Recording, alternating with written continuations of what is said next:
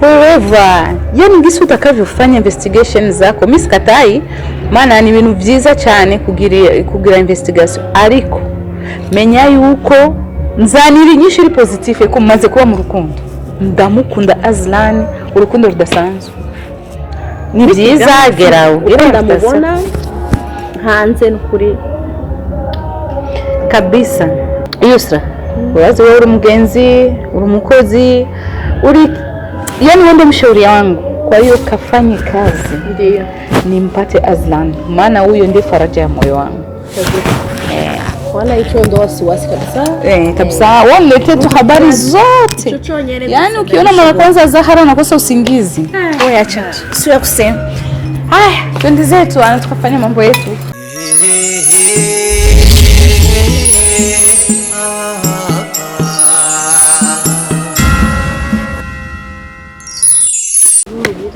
Wakoze cyane sana amakuru yose. Ewa, turashimanye. Ashino bose nje kubatembera kwa sinaje mu by'akazi. Ashakari tureka muratembera nanje. Ndahabone neze guje mu kazi nguma hahandi ibintu usanga kora nk'umwanya kuramukana n'abandi. Yasha turagushimiye cyane. Kubona mwatwiyumviriye. Yego karibu. Reka nje ku jambo nyamukuru byari binzanye. Sinave ndambira ngo nibage ibyo byanzanye.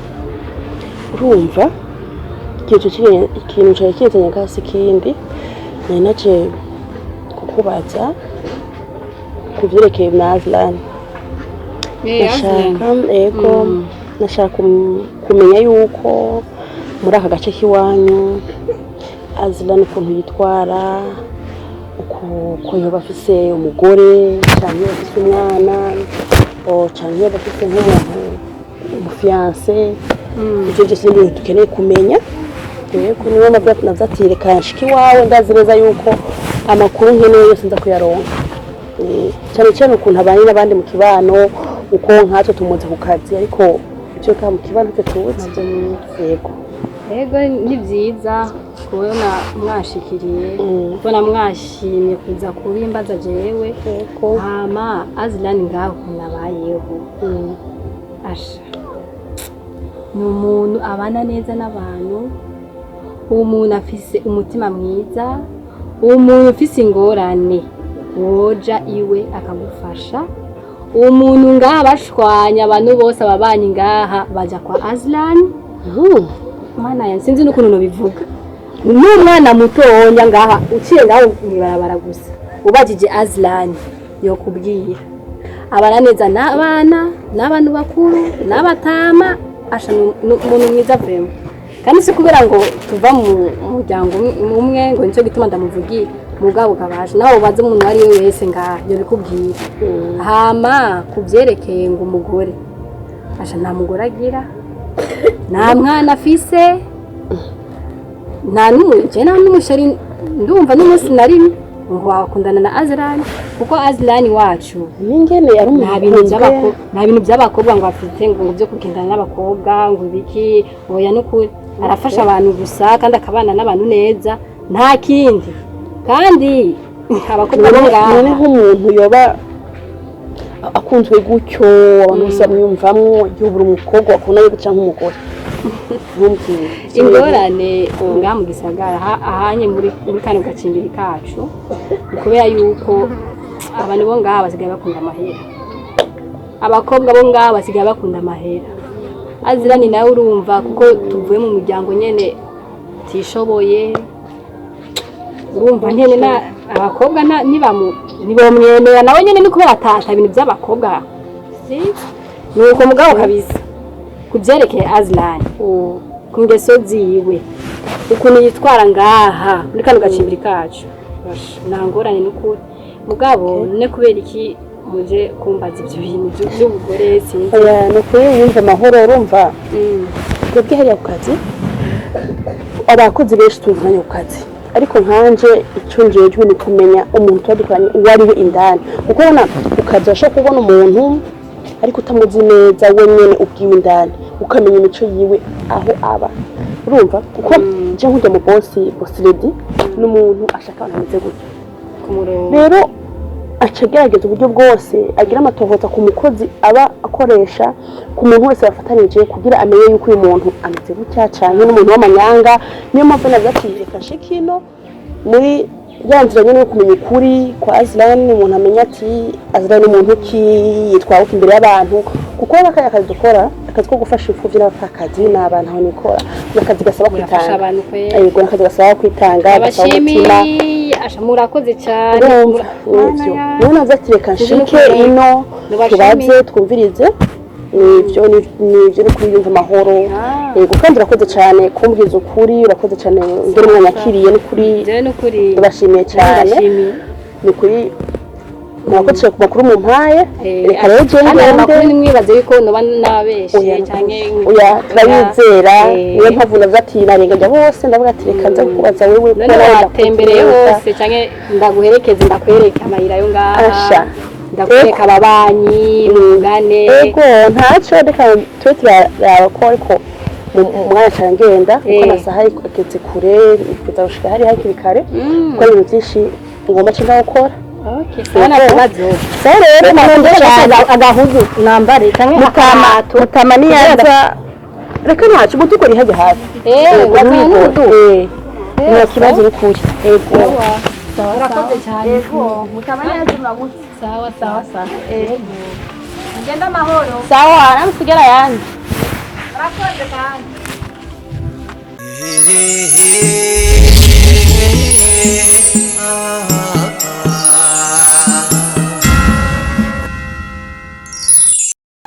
icyo kubwira ingina aya mazi aryoshye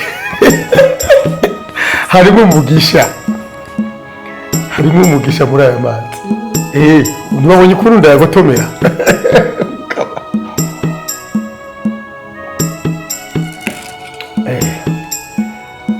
lady wanze n'ifanta yacu ifanta sinari kuyemera kuko nizo ngiye kuyigurira si nk'imwe ifanta mfumanywa amazi atetse kandi ni byiza kugira nze ndakubwira n'ibyo nkunderega utangure kuzura bimenyera ubu umva ibisukari ngo niho nomererwa neza sino mumeze neza murakomeye turashima oya ubundi iyo uguheruti wabadije amenyo y'inkoko ubona umunwa wayo none akuzuye umutima ko gasesekara ku munwa hirya n'usanga umeze neza nyine icyo nticyari ikibazo ahubwo yari nyinshi ahubwo gusa igikuru ni uko twuganira amajambo y'abakuze urabyumva amajambo y'abakuze tukariga kuyayata duca iruhande agosha droite tugende tudruwa newewe inuma ntizibana ari imbiri nicyo gituma nguma ngutuma kw'abantu naratumiye mata oya rimwe ndi kumwe n'abantu turaganiranye bahora bambwira ngo ndabatwenza ariko sindagutwenza cyane ko ntarabona utwenga gose na rimwe. Urumva rero bya business ni bisanzwe ariko inuma zibana ari zibiri sibyo yego je naragutumye kwa abantu n'ukuri lady urampa unishura ngo uracavyiyumvira ubundi ngo nindindire imyaka iri kwiragenda ega sindikonda umwana ndikonda saza aravyumva neza ndakurungikira udukado nubundi nzokurungikira n'utundi sindihebura cyo gituma nari nafashe aka kanya ntituganire nyene numva icyo bivuga ko erega sindahebura n'ubu ndacyarindiri abaswahili nibo babivuze ngo ukugira subira nanjye ndacyafite subira nze reka nkubwire iki kwanza nawe bakubwiye ngo jena nabatumye ngo undindire barakoresha ndetse nigeze mbatuma gutyo narababwiye ati genda mubwire muzehe icyo kintu nibishoboka nije navuze ngo ndindire nyene kuko none rega bambwiye ko kidashoboka ntibaza ko bakubwiye ibitari byo none ntigishoboka kubera sindi umugabo none mzee si kwamba wewe si mwanaume, wewe ni mwanaume tena mwanaume wa maana kabisa, mwenye muonekano mzuri, safi, mwenye kupendeza, safi, mwenye pesa zake ulivyo safi. Lakini tatizo ni kwamba Zahara haiko tayari katika mapenzi. Kupokea mtu wote katika mapenzi haiko tayari. Kwa hiyo nisubiri.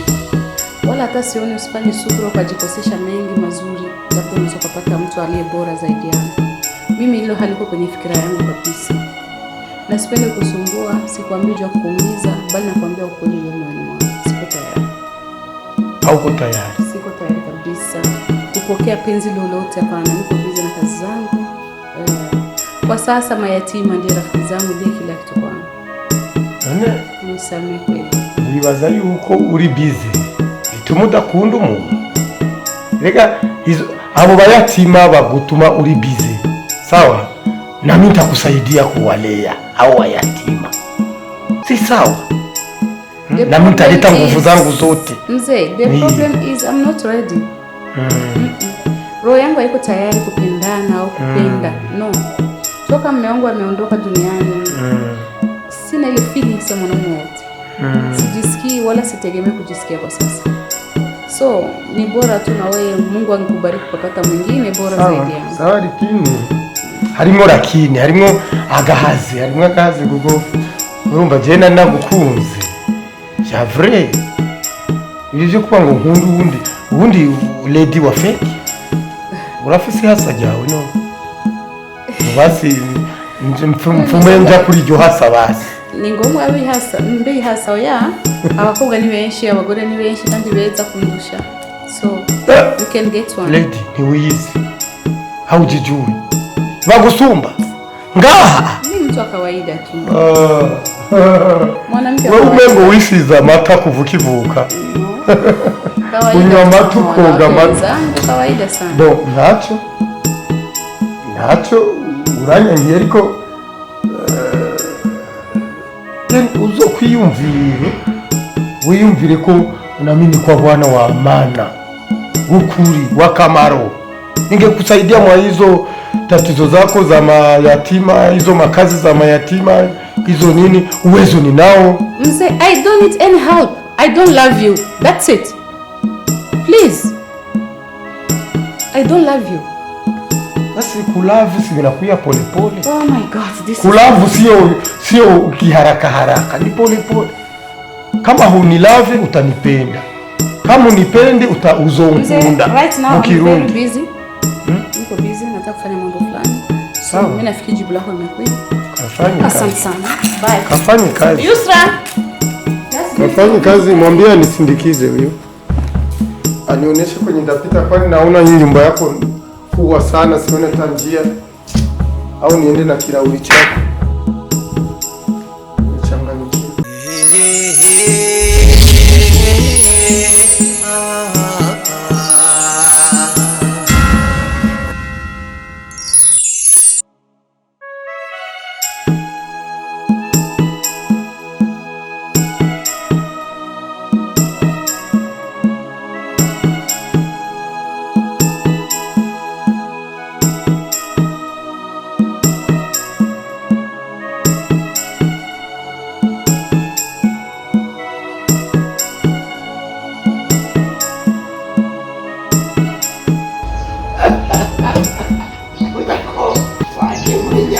Nyange yagiye n'amama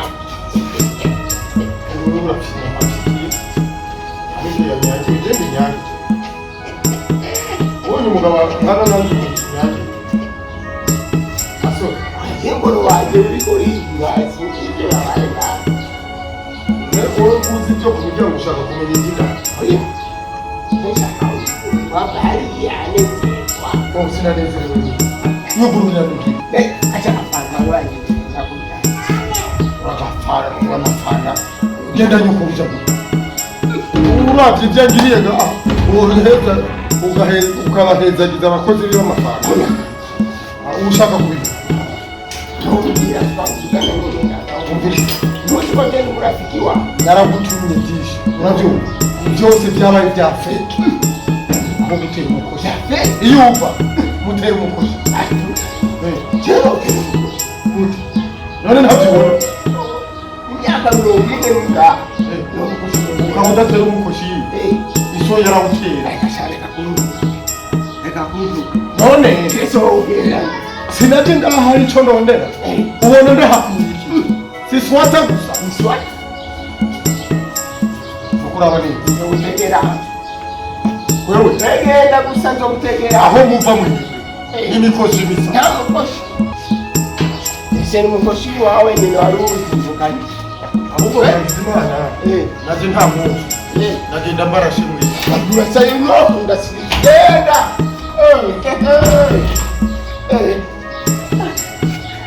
tundagola zai ngowa turasai na turazifite gihe turazitahani iyo mbonera ngaho umuryango wacu yagenda n'amaboti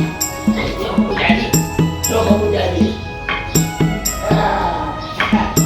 awo yacapamo ariko ingendo umego ni yange bayimenye kwa mazi ngo urasema umukozi urasema kijambo kama kusigeni hapo kusigeni wewe